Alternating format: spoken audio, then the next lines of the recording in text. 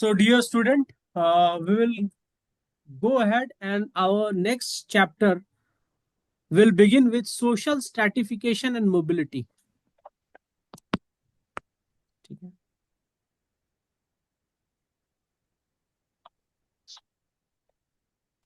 And mobility. ठीक, ये बहुत इंपॉर्टेंट टॉपिक है और आपको एग्जाम में क्वेश्चन आएगा बोथ पेपर 1 और 2 में. ठीक है, तो पेपर 2 हम लोग तो लेटर ऑन करेंगे, but I will give you example both which are relevant to paper 1 and paper 2 as well. जैसे मैं आपको बताऊं वैसे ही लिखिएगा, उससे नंबर ज्यादा आएगा. ठीक है, तो सोशल स्ट्रैटिफिकेशन एंड मोबिलिटी है टॉपिक. तो सबसे पहले हम क्या पढ़ेंगे? Will go ahead and we will read about social stratification. ठीक है, तो सोशल स्ट्रैटिफिकेशन का मतलब क्या हो रहा है, पहले हम समझेंगे what is concept of equality. Of equality, what is equal. तो नॉर्मल पार्लांस में बीइंग इक्वल का मतलब क्या होता है? Being identical. आइडेंटिकल, ठीक है, normally being identical. But in social science it is more complex. ठीक है, तो इक्वालिटी का कॉम्प्लेक्स डायमेंशन क्या है? In social science equality becomes more complex. Equality becomes more complex. ठीक है, बिकम्स मोर कॉम्प्लेक्स. क्यों? क्योंकि ह्यूमन बीइंग में इक्वालिटी कम से कम आप तो 3 डायमेंशंस में देखोगे. पहला है बायोलॉजिकल इक्वालिटी. बायोलॉजिकल इक्वालिटी में आप क्या देखोगे? क्या देखोगे? All of you will say gender. ठीक है, उसके अलावा कुछ है? हाँ है, एज है. Age is also another form of treating people unequal. ठीक है, तो एज है, जेंडर है. ठीक है, साइकोलॉजिकल इक्वालिटी.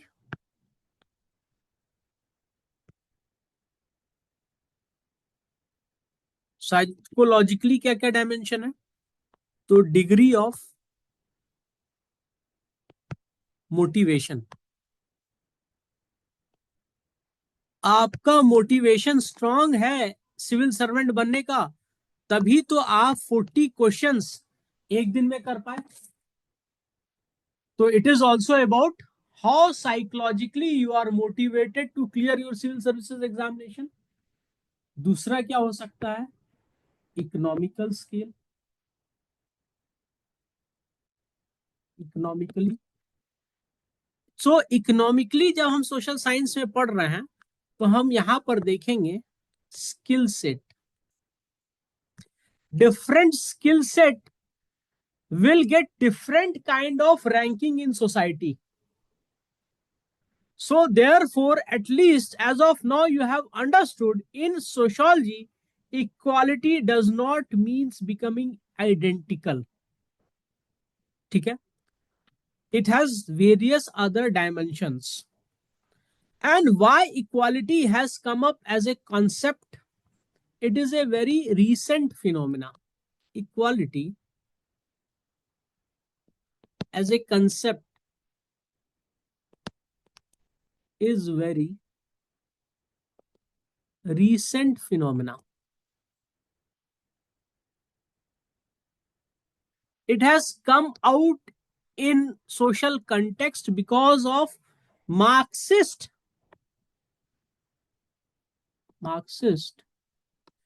criticism of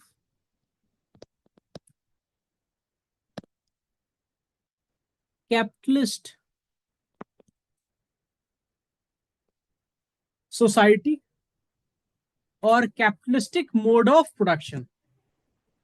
ठीक है, कैपिटलिस्ट मोड ऑफ प्रोडक्शन। ठीक है, तो हम पहले देखें ये जर्नी क्या रहा है इक्वालिटी एज ए कंसेप्ट का। तो पहला क्या आया, इक्वालिटी बिफोर लॉ। ठीक है, this means treating everyone irrespective of their social position equal as per law।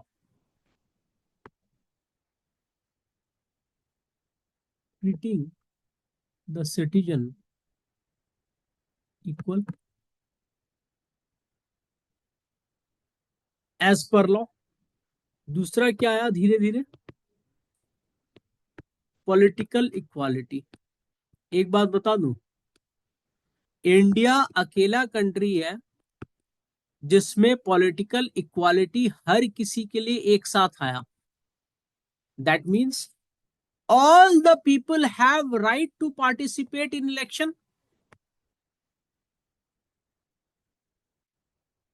in the political process। So how it was achieved? It was achieved through universal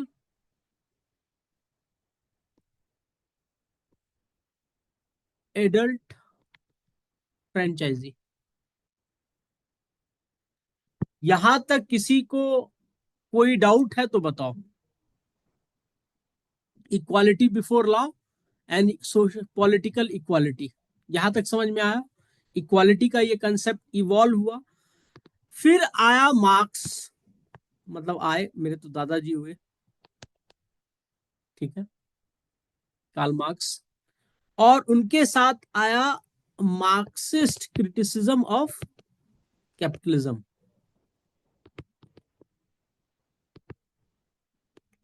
capitalism. So what did he criticize or the Marxists criticize? They said that these two equality does not make any sense. They are just myth. Just myth. Until and unless socio-economic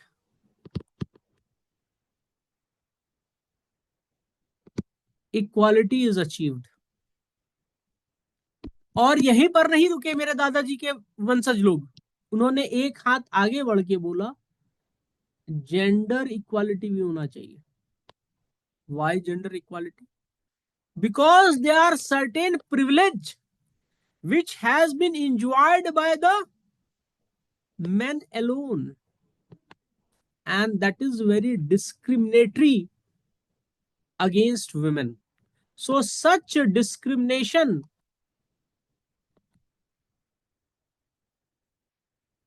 should end। ठीक है, can you name such discrimination, any one of you? देखो, आप Saudi Arabia में अगर 2-3 साल पहले जाते तो आपको पता होना चाहिए only women were allowed to drive because it is a general perception, I'm telling perception, that women are poor drivers। But ऐसा है नहीं। आप नॉर्थ ईस्ट आइए, women are excellent drivers। ये बताता है कि सोसाइटी में अगर आप सोसाइटल सर्कमस्टांसेस में इक्वल ट्रीटमेंट दोगे ही नहीं तो psychologically women will not display do stuff. यहां पर कोई वीमेन को बोलता है you are a bad driver, उधर से 2 थप्पड़ लगेगा। They are really good driver. मैं एक दिन जा रहा था रोड पर, तो पीछे से एक लड़का बोलता है सर साइड ले लीजिए लड़की चला रही है। हम बोले यहाँ पे नहीं होगा। वाई? क्योंकि जब आप दूसरे सोसाइटी में जाते हैं तो विमेन के ऊपर रिस्ट्रिक्शन है, they are not allowed to drive, they are made conscious as a driver. So जब साइकोलॉजिकल प्रेशर रहेगा तो खुद कम प्रैक्टिस करेंगी, और जब कम प्रैक्टिस करेंगी, कम मोटिवेटेड रहेंगी, तो are they going to give results? No. यहां पे विमेन के ऊपर ऐसा कोई साइकोलॉजिकल प्रेशर नहीं है. So that the reason they display, they are extremely good driver as men. तो मार्क्सिस्ट लोग क्रिटिसाइज किए कि इक्वालिटी बिफोर लॉ और पॉलिटिकल इक्वालिटी बकवास है. Until less social and economic equality is achieved, and along with it gender equality is promised. Promised what? It is achieved. So broadly we can classify equality in three categories. Broad classification of equality can be done in three categories. Number one, formal equality. तो इसमें क्या क्या आएगा?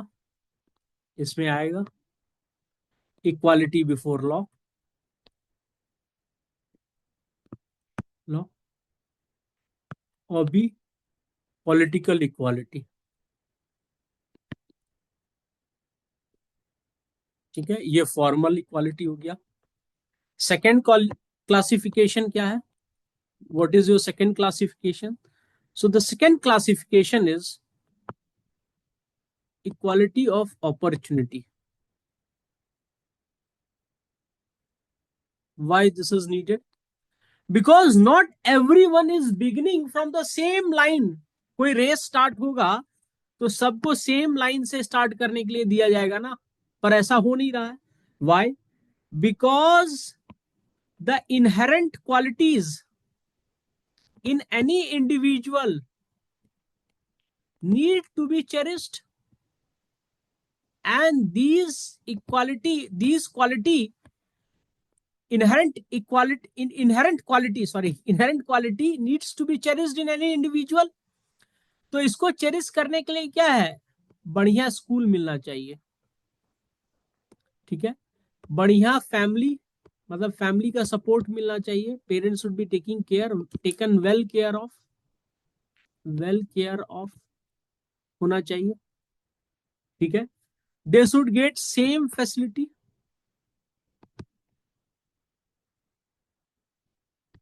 ठीक है, for example आप scheduled tribe area में चले जाइए, जहां पे लोगों के पास जमीन भी है, पैसा भी है, पोजीशन भी है. क्या वहां पे अच्छे टीचर्स हैं?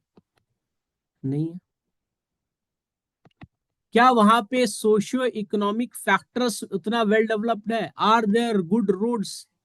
नहीं है. जब रोड नहीं है तो हॉस्पिटल नहीं है, जब हॉस्पिटल नहीं है तो स्कूल नहीं है, कुछ नहीं है. तो बच्चा, एक टीचर ही क्लास 9 से लेके नर्सरी तक सबको पढ़ा रहा है. ठीक है, दूसरा क्या है? देर इज नॉट, जो टैलेंट का मोटिवेशन है ना, उसके लिए सेम ग्राउंड होना चाहिए, तो है नहीं. तो इसके लिए इक्वालिटी ऑफ अपॉर्चुनिटी को लाने के लिए क्या रखा गया? Reservation. Because one has to only compete in their category. Why? क्योंकि कंपटीशन जो हो रहा है तो it should be among equals. तो इसीलिए कट ऑफ जो है हर कैटेगरी का अलग है.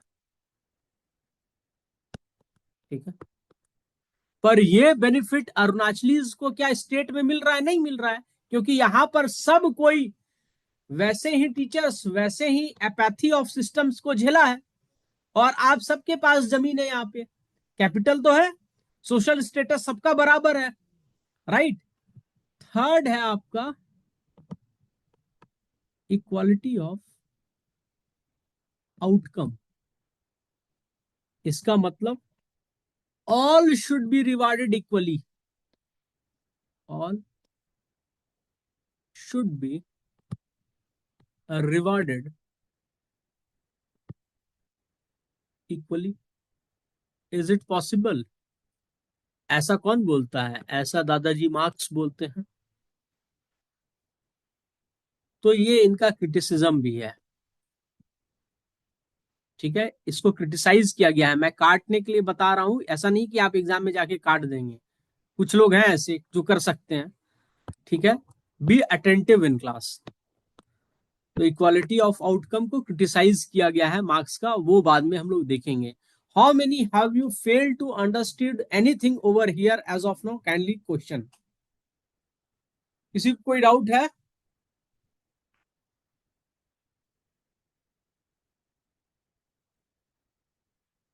यहां तक समझ में आ गया?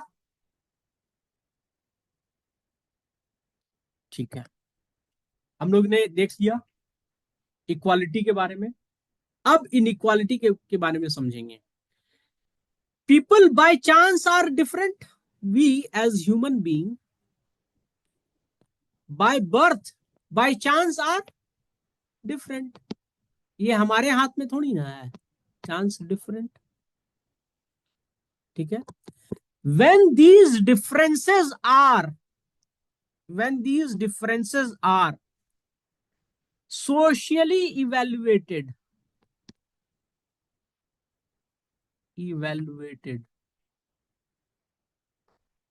it leads to sense of superiority,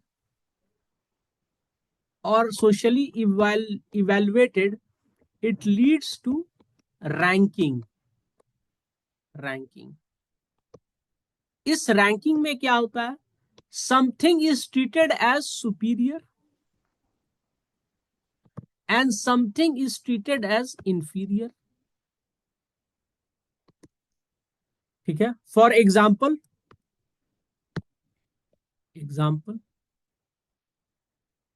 south Africa, till 90s, a person who was white was considered to be superior. A person who is black was considered to be of inferior quality. उसका competence को बोला जाता था, undermine किया जाता था south Africa में till 1990s, ऐसा हो रहा था। उसके बाद आप बोलिएगा ये तो व्हाइट और ब्लैक सब जहां होता है। तो how many of you have heard about Rwanda? Yes sir. वहां पे दो ट्राइब्स थे, हुटूस एंड तुत्सी, ठीक है। तो उस दोनों ट्राइब्स में जो रैंकिंग हुआ था, जो सुपीरियर माना गया था ना, वो कैसे माना गया था? By measuring their nasal index.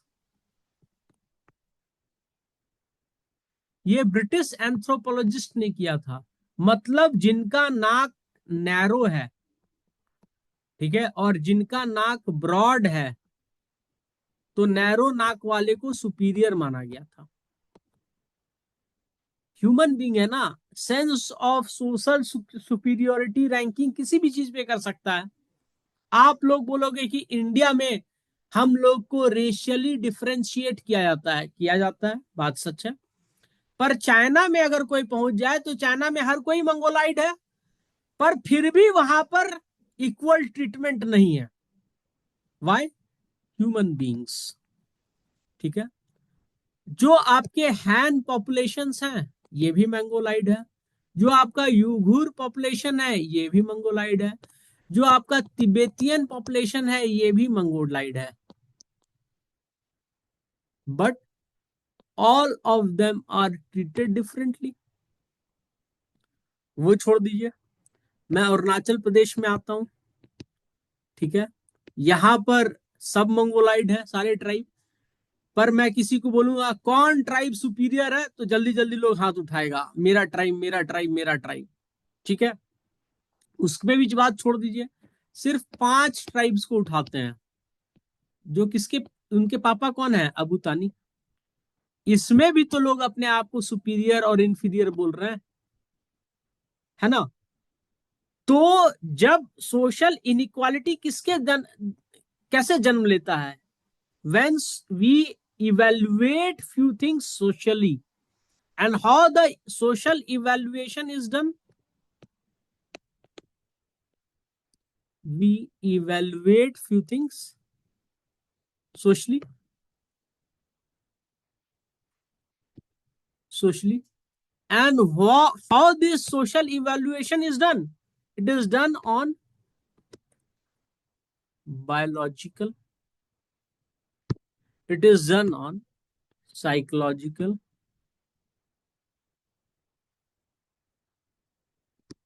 and economic basis. ठीक है। हम जब सोशली इवेलुएट करते हैं तो उसके बाद क्या होता है? We give them rank, and when we give rank we treat something as superior and we treat something as inferior, and either being superior or inferior, superior gets what? They are highly rewarded, highly rewarded. ठीक है। And because they are highly rewarded, this leads to inequality. So what is the root cause of inequality? Kindly attempt this question. What is the root cause of inequality? Poverty.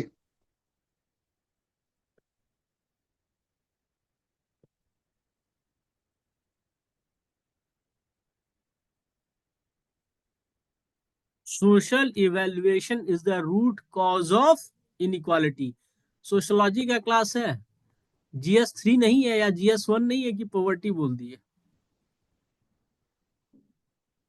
ठीक है। Poverty is an outcome of this reward, and this reward is an outcome of rank, and this rank is an outcome of social evaluation.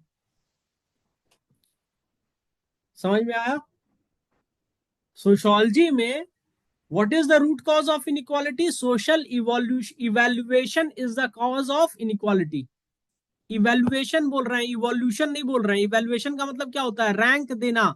I will be evaluating your papers, evaluation है, evolution नहीं है। ठीक है। तो inequality का जन्म कौन है? Social evaluation. इवेल्युएशन का मतलब क्या होता है? रैंक देना। ठीक है। यहां तक समझ में आया? ठीक है। Yes, sir. ठीक है। अब social evolution, sorry social evaluation में हम क्या किए?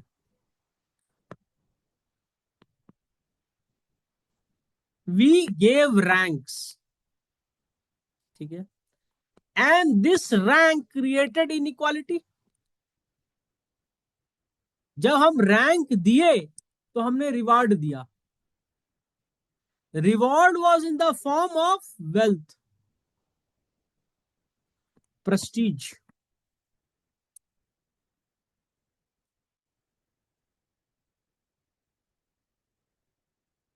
पावर। ठीक है। This reward led to actual creation of inequality. ठीक है।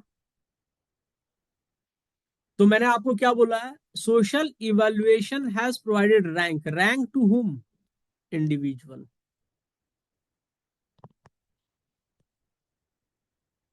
We can also give rank to the group. दे सकते हैं ना रैंक ग्रुप को?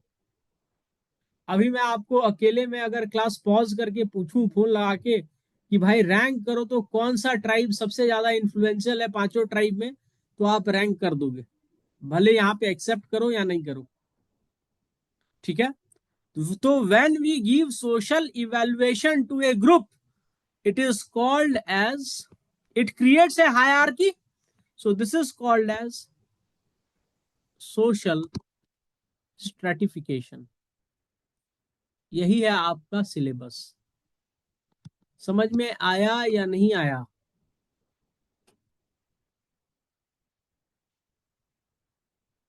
यहां तक समझ में आया या Yes, नहीं sir. आया? I wanted to hear from everyone यार। नाचुक नानी पुपी, अचुंग, समझ में आया या नहीं आया? आया sir.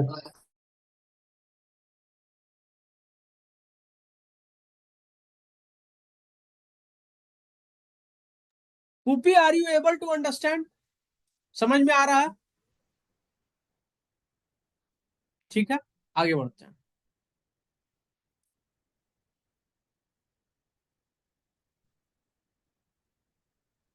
Kindly be participative guys. ठीक है, so this stratification can exist in two form. This social stratification can exist in two form। ठीक है, मैंने पहले ही बता दिया है सोसाइटी कैसे इवेलुएट करती है किसी को, ग्रुप को। वेल्थ,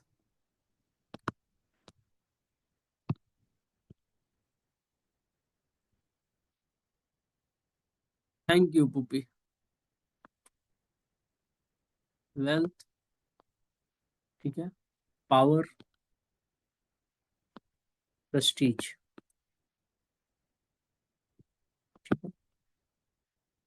सिंपल सा बात है, ये तीन अलग अलग एक्सिस हैं, वेल्थ, पावर, प्रेस्टीज। ठीक है, तीनों अलग अलग एक्सिस है। तो मैंने आपको बोला social stratification can exist in two form. तो इवेलुएट करने के लिए ये तीन चीज है। अब हम इसे कहते हैं, one form is cumulative, cumulative stratification. दूसरा फॉर्म क्या है? Dispersed stratification.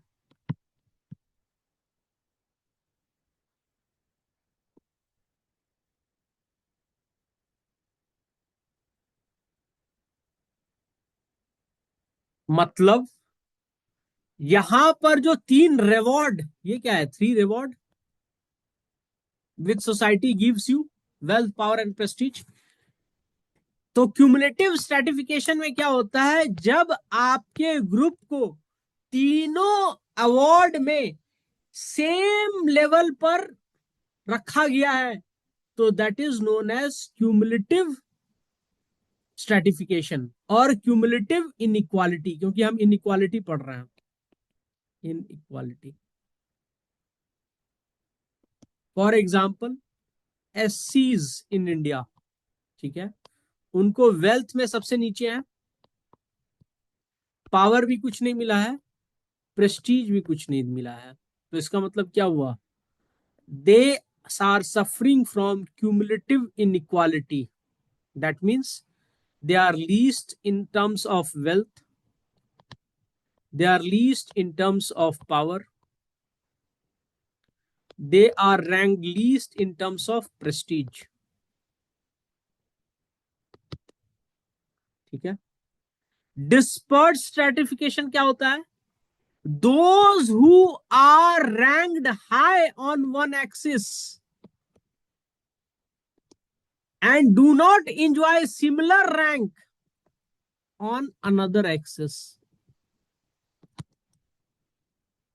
ठीक है, in that case we will say it dispersed inequality।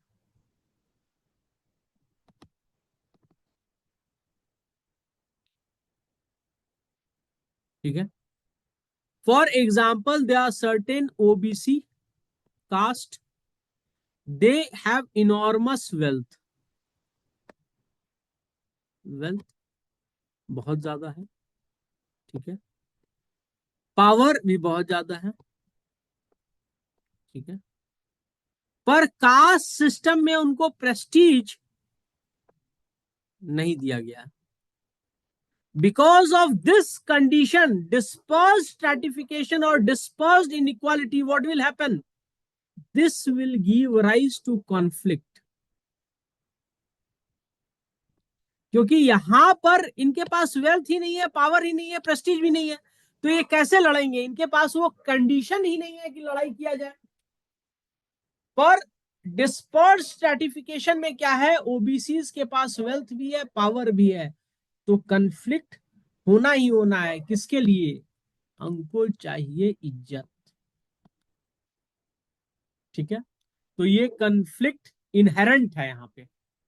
और ये क्यों स्टार्ट हुआ हो वो हम लोग बाद में पढ़ेंगे, अभी आप सिर्फ समझ जाइए। यहां तक समझ में आया? Cumulative stratification, cumulative inequality and Prestige, sorry, inequality and dispersed inequality. ठीक है, ये समझ में आया? ठीक है, तो इस कंडीशन को कहा जाता है स्टेटस क्रिस्टलाइजेशन।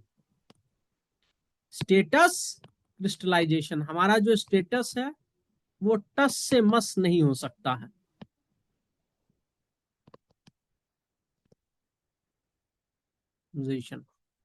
ठीक है, यहां पर स्टेटस क्रिस्टलाइज नहीं है।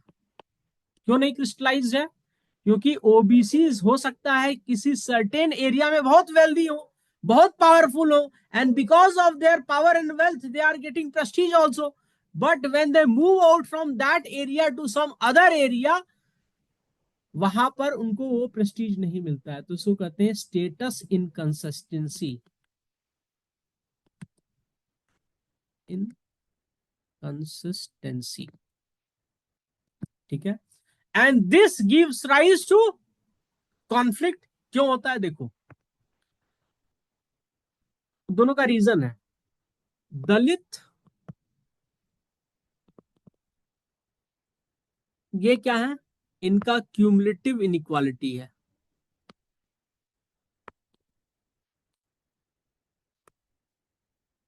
क्यूमुलेटिव या क्यूमुलेटिव इनइक्वालिटी दोनों बराबर है। ठीक है, इनके पास वेल्थ भी नहीं है,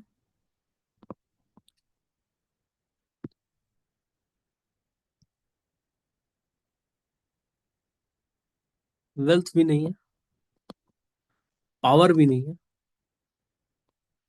प्रेस्टीज भी नहीं है। ठीक है, तो इनको जस्टिफाई कैसे किया जाता है कि तुमको ना पावर मिलेगा, ना वेल्थ मिलेगा, ना प्रेस्टीज मिलेगा? हिंदुइज्म में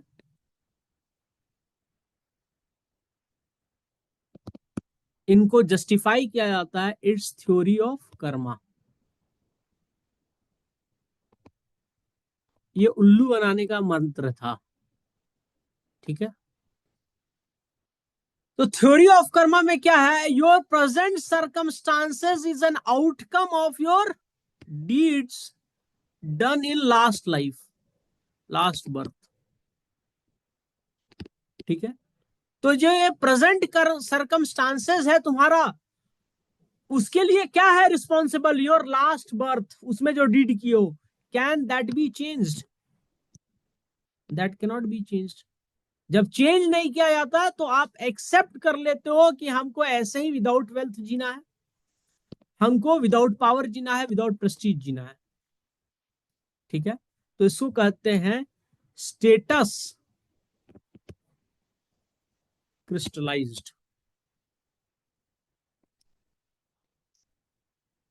ठीक है, दूसरा थ्योरी क्या देता है हिंदुइज्म? तो उसमें है पुरुष सुक्तम। एक श्लोक है, it says the origin of human being has happened by the Manu or the Brahma. From the mouth of Brahma came Brahmin. From his limbs, the Kshatriyas. From his thighs, the Vaishyas. And from his foot, the Shudras. And because of that, this hierarchy must be preserved. ठीक है, तो ये justify कर देता है, तो दलित बेचारा revolt नहीं कर पाता है क्योंकि उसका स्टेटस क्रिस्टलाइज्ड है। ये कब है बात? इंडिपेंडेंस से पहले की बात है। ठीक है, अभी भी 99% ये बात सच है। ठीक है, इनके साथ बहुत गलत होता है। ठीक है, अब देखिए क्या हो रहा है। Status inconsistency.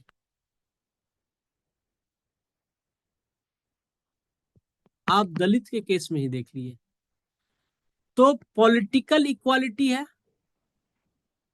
क्या बोल रहा है? पॉलिटिकल इक्वालिटी है। ठीक है, इनको इक्वालिटी ऑफ अपॉर्चुनिटी भी है।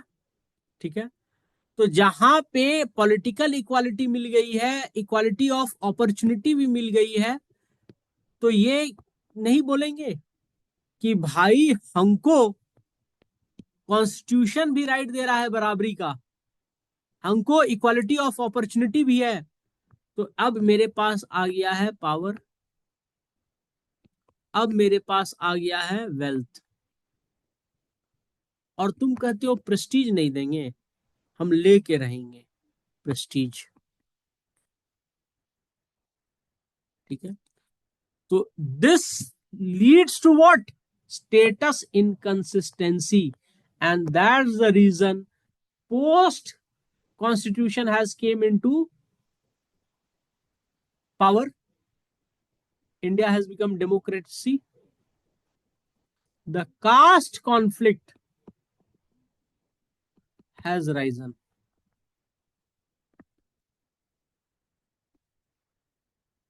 इसीलिए इंडिया में जहां जहां स्टेटस इनकंसिस्टेंसी है, वहां वहां कास्ट कॉन्फ्लिक्ट है और लड़ाई चल रही है। तो आप बोलोगे सर इंडिया में कहां पे हो गया है स्टेटस इनकंसिस्टेंसी से थोड़ा सा बेहतर कंडीशन आ गया है? तो एग्जाम्पल है केरला, एग्जाम्पल है certain sections of Tamil Nadu, example है सर्टेन सेक्शंस ऑफ कर्नाटका। यहां पर क्या हुआ है, बहुत पहले से भक्ति मूवमेंट चल रहा है। Movement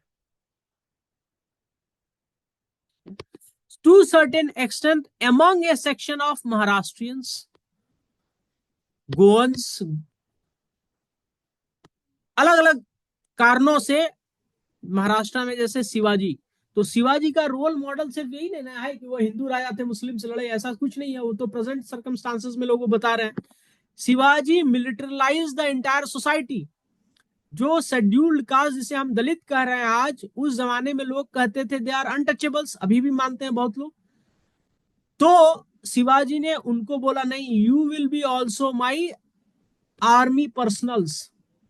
Shivaji never differentiated between any caste, and he allowed them to fight like Kshatriyas in the battlefield. So he revolutionized the society to certain extent. ठीक है, पर जिन जिन कास्ट को प्रोमिनेंस मिला, 7 कास्ट मिलके ये लोग अलग कास्ट बन गए, 7 कास्ट को मिलके एक अलग कास्ट बन गया मराठा। अब जब ये ऊपर गए तो ये अपने नीचे वालों के अगेंस्ट एट्रोसिटीज करने लगे, वो अलग बात है। तो यहां पर काम हुआ है, वो हम इंडियन सोशोलॉजी में पढ़ेंगे। अभी आप बस यही समझिए कि what is status crystallization and what is status inconsistency. Status crystallization क्या है कि आपका वेल्थ, पावर और प्रेस्टीज तीनों मैच करता है। For example Brahmins, they have good amount of wealth, they are also powerful, and they receive prestige. ठीक है, same is with Dalit, they have no wealth, no power and no prestige. So status crystallization, status inconsistency, क्योंकि जब constitution लागू हुआ तो political equality मिल गई सबको, equality of opportunity भी मिला। दलित कास्ट से भी लोग आईएएस बने, जब आईएएस बने तो ऑफिस गए, तो ऑफिस में पता चला, जब मीटिंग हुई, उनके लिए अलग ग्लास रखे हैं भाई लोग। ठीक है, और जब अलग क्लास रखे हैं तो उसके प्रेस्टीज को धक्का पहुंचेगा कि नहीं पहुंचेगा? डेफिनेटली पहुंचेगा, ह्यूमन बीइंग है भाई, आपसे हर मामले में बेहतर है, तो आप अलग से उसके साथ छुआछूत क्यों कर रहे हैं? So this will lead to tension in society. So wherever there is status inconsistency, there will be tension in society.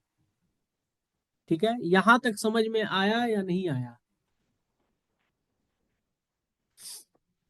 Yes sir. ठीक है, अब इसके बाद एक और सोशोलॉजिस्ट को इंट्रोड्यूस करेंगे जिसको डिटेल में हम लोग पढ़ेंगे पेपर 2 में. ठीक है, हमने आपको बताया है स्ट्रेटिफिके इनइक्वालिटी के बारे में. ठीक है, और हमने आपको बताया है स्टेटस के बारे में अभी तक. ठीक है, स्टेटस के बारे में आपको क्या बताया? Status crystallization and status inconsistency. अब हम आपको बताएंगे दो तरह के स्ट्रेटिफिकेशन के बारे में. ठीक है, तो उसके लिए एक थिंकर को इंट्रोड्यूस करेंगे जो बताते हैं there are two types of stratification. उनका नाम है Andre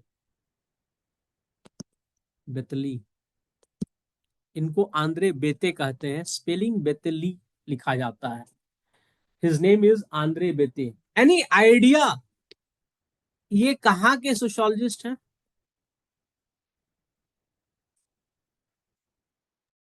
Italy.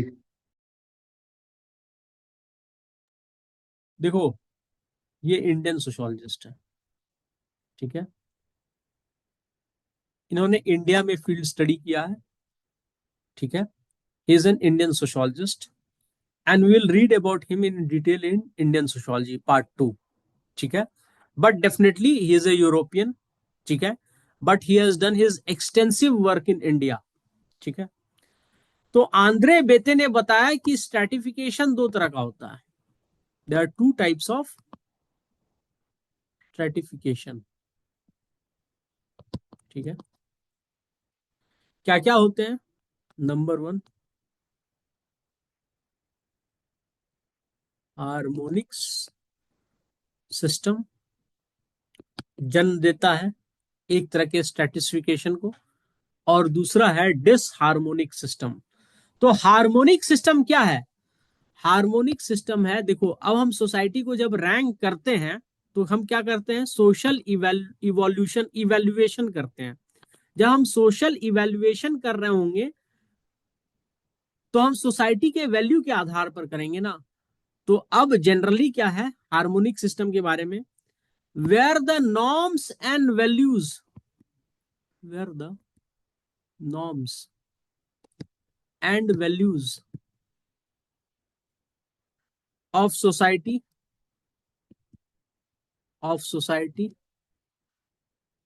Advocate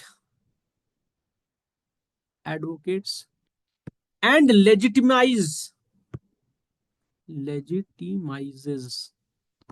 inequality, that system is known as harmonic system. इसका एग्जाम्पल क्या है?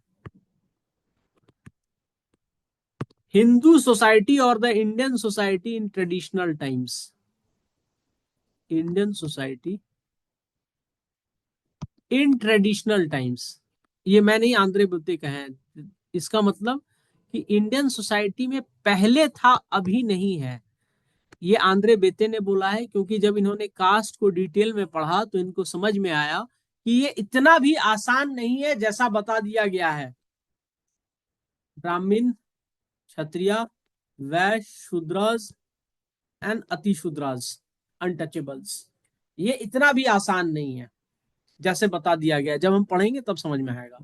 Where the norms and values of society advocate and legitimize inequality. That means if you are a Brahmins, you are allowed to perform yet certain rituals. It's your privilege alone that you will perform it.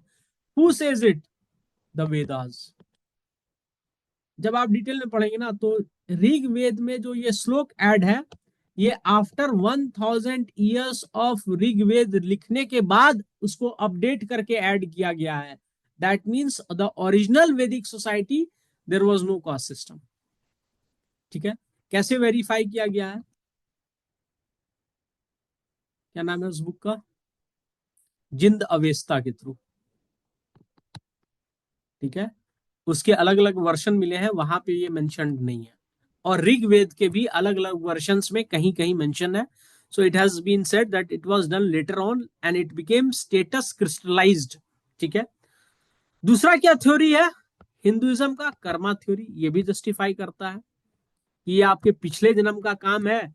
तो सच system cannot have conflict, ऐसे Andre बेते का कहना है। जो harmonic system है, जो justify करती है सोसाइटी के नॉर्म्स एंड वैल्यू, जस्टिफाई करते हैं, लेजिटिमाइज करते हैं इनइक्वालिटी को, तो सच सिस्टम कैनॉट हैव कॉन्फ्लिक्ट।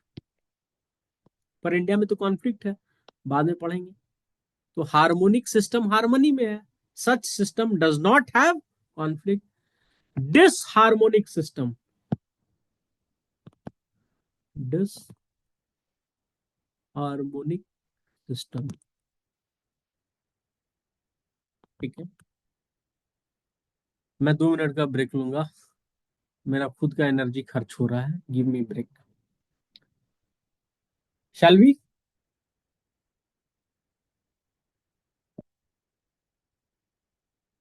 कोई कुछ नहीं बोल रहा है, बोल रहा है सर पढ़ाइए। ठीक है। In modern India, in modern India what we see? Huge inequality, huge inequality, inequality. ठीक है। तो ये ह्यूज इनइक्वालिटी किसकी वजह से है? There are various fact reasons, but constitution क्या बोल रहा है? कॉन्स्टिट्यूशन बोल रहा है all are equal, equal. This creates what? It creates aspiration, aspiration. कि कॉन्स्टिट्यूशन तो बोल रहा है कि हम लोग सब इक्वल है, तो झूठ मूठ का मैं नहीं मानता वेद को, मैं नहीं मानता गीता को। एक एमपी हैं, आप सर्च कीजिए उनका, कभी कभी लैंग्वेज सुनिएगा तो बहुत ही ठीक है, लेकिन बहुत बात सही भी बोलते हैं। क्या नाम है, मैंने क्या बोला उनको? अच्छा, मैंने ब्लू कलर चूज किया तो मैंने ब्लू लिख दिया। ठीक है। It creates aspiration. तो एक एमपी है, उनका नाम है रावण, चंद्रशेखर रावण। ठीक है, रावण। तो इनसे पूछा गया कि आप कुंभ जाएंगे नहाने, कुंभ स्नान करने जाएंगे? बिकॉज अब जो रिपोर्टर है, पहले तो उसको 2 थप्पड़ मारना चाहिए था। कुंभ इज ए रिचुअलिस्टिक प्लेस, जिसको जाना है वो जाएगा।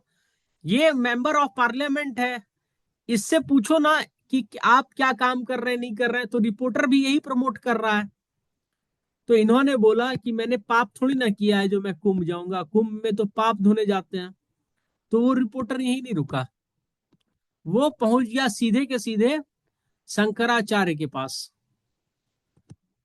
और उनसे पूछा, शंकराचार्य से, कि ऐसा चंद्रशेखर रावण ने कहा है तो आप क्या बोलते हैं? तो उन्होंने बोला वो सही बोल रहा है, गलत क्या थोड़े बोल रहा है। कि पाप धोने के लिए तो कुंभ में आना पड़ता है, स्नान करना पड़ता है, this is your spiritual rebirth.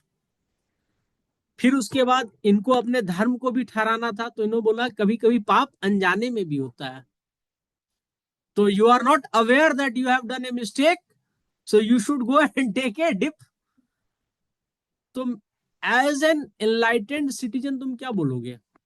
कि फोकस इसके ऊपर नहीं होना चाहिए, फोकस गवर्नमेंट का ऊपर होना चाहिए कि कैसे कुंभ स्नान चल रहा है, उससे इकोनॉमी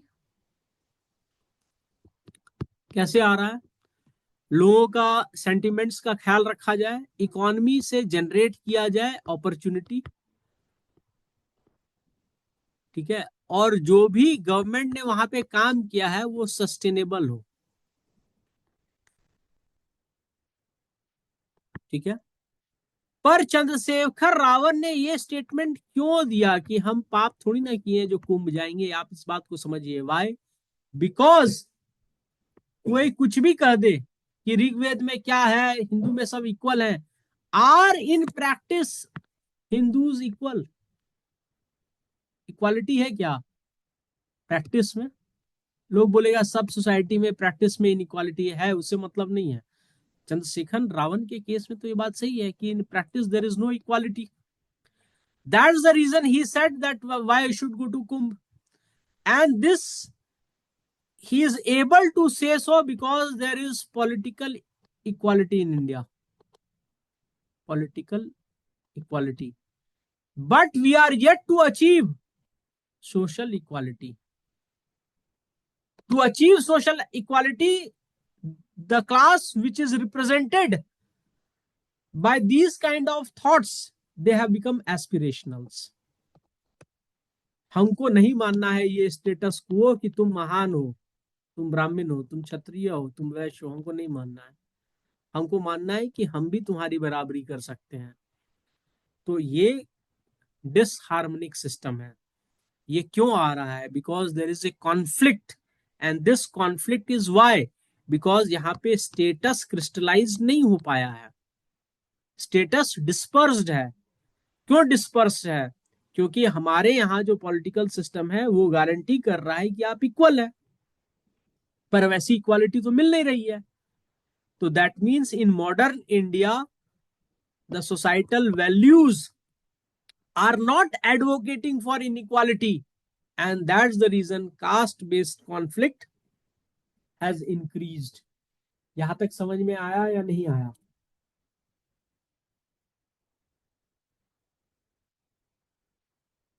अरे बोलो भाई, मैं समझ रहा हूं कि अब सर के ऊपर से जा रहा है। एक ही दिन इतना कंसेप्ट कहां से समझ में आएगा? ठीक है, यहां तक समझ में आया या नहीं आया?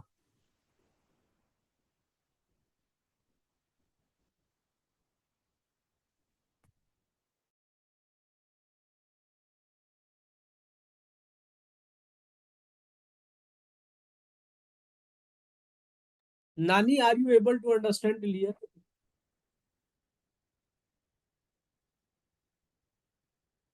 ना चुप।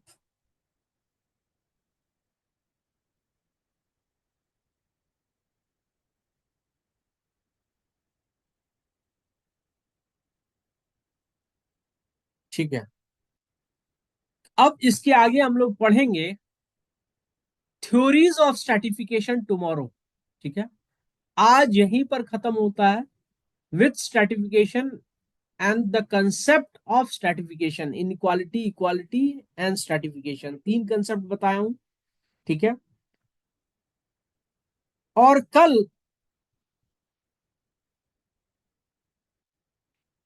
संडे है ना? कल हम लोग का 2 बजे एक क्लास है, और उस क्लास में हम लोग डिस्कस करेंगे।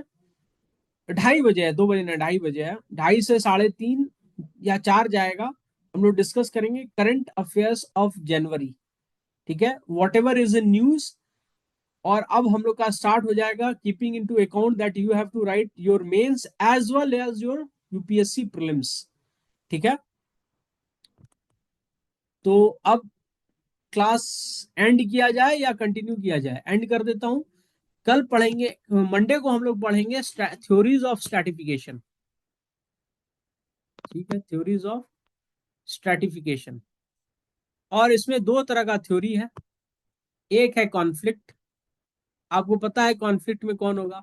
Marks, Karl Marx. Karl Marx के बाद इसमें वेबर भी हैं, इन्होंने भी कॉन्फ्लिक्ट की बात कही है।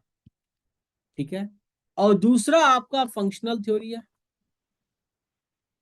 Functional theory. तो फंक्शनल थ्योरी में हम पढ़ेंगे, इसको पढ़ेंगे, हम पढ़ेंगे फंक्शनल थ्योरी में पार्सन को, Parsons and Davis and Moore. ठीक है, इनको पढ़ेंगे। And with this I am ending the class. Good night to all of you.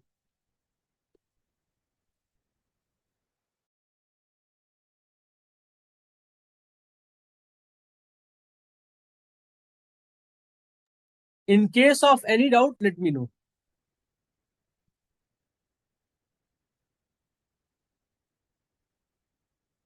बुरान sir, आपको कोई डाउट है?